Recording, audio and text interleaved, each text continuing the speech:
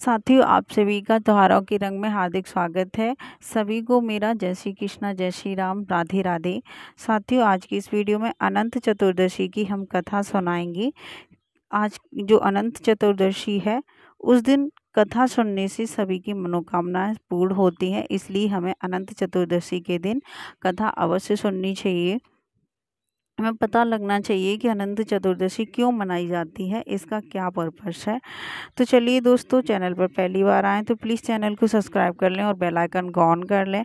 आज की कहानी शुरू करते हैं अनंत चतुर्दशी 2024 की। एक बार महाराज युधिष्ठिर ने राजसूय यज्ञ किया था।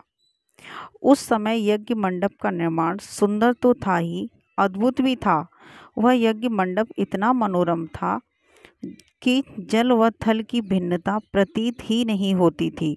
जल में स्थल तथा स्थल में जल की भांति प्रतीत होती थी।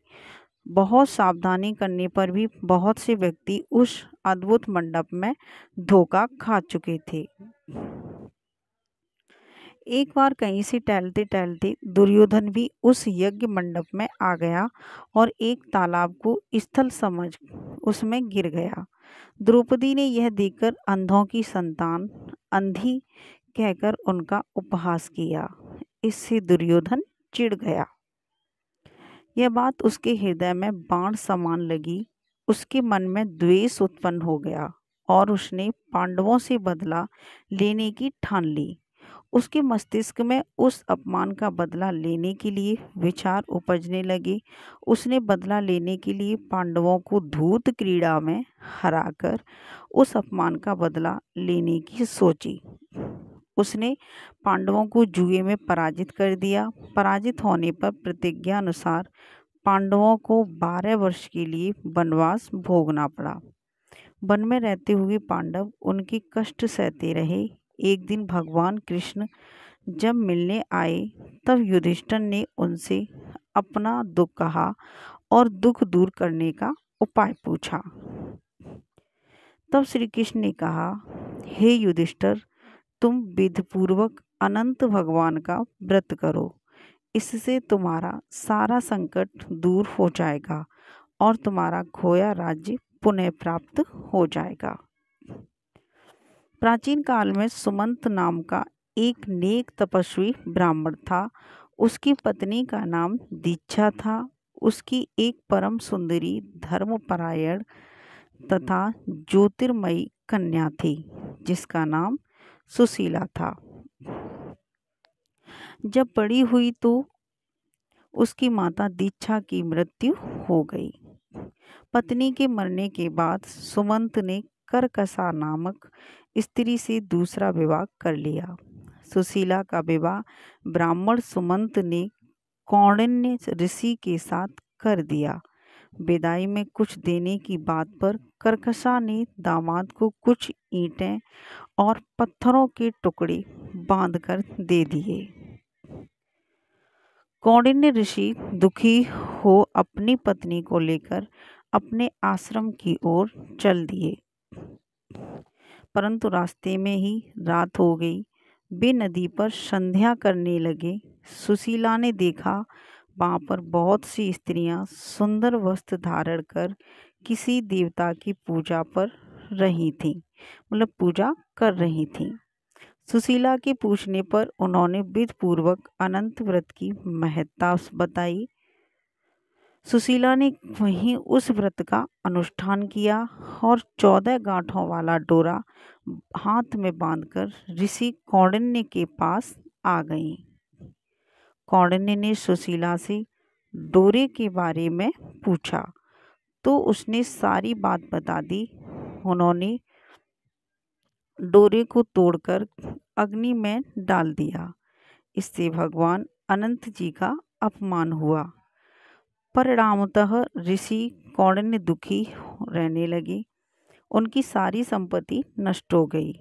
इस दरिद्रता का कारण अपनी पत्नी से पूछा तो सुशीला ने अनंत भगवान का डोरा जलाने की बात कही। पश्चाताप करते हुए ऋषि कौंडिन्य अनंत डोरे की प्राप्ति के लिए वन में चले गए। वन में कई दिनों तक भटकते भटकते निराश होकर एक दिन भूमि पर गिर पड़े। तब अनंत भगवान प्रकट होकर बोले, हे कौंडिन्य, तुमने मेरा तिरस्कार किया था, उसी से तुम्हें इतना कष्ट भोगना पड़ रहा है।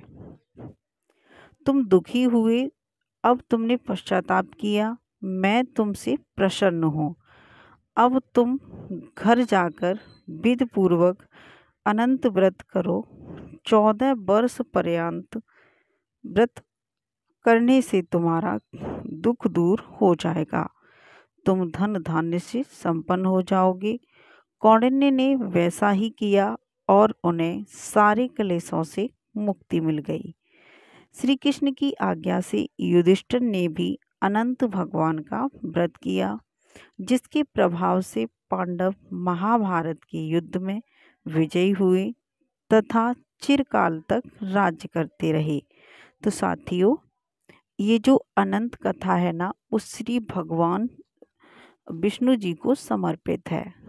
ये विष्णु जी को यहाँ पर अनंत माना गया है, अनंत भगवान माना गया है। तो हमें उस दिन अनंत भगवान यानी कि श्री विष्णु और लक्ष्मी जी की पूजा पाठ करनी चाहिए, वो भी एक पूर्ण श्रद्धा के साथ में। उनकी चौकी सजाएं, उस पर कपड़ा रखें पीला और श्री विष्णु भगवान और लक्ष्मी जी को उस पर विराजमान करें। आपके यहाँ पर मूर्ति है, जैसी भी है, उस मूर्ति को उस पर विराजमान करें और श्री विष्णु भगवान को उस दिन अनंत भगवान के रूप में उनका पूजा पाठ करें।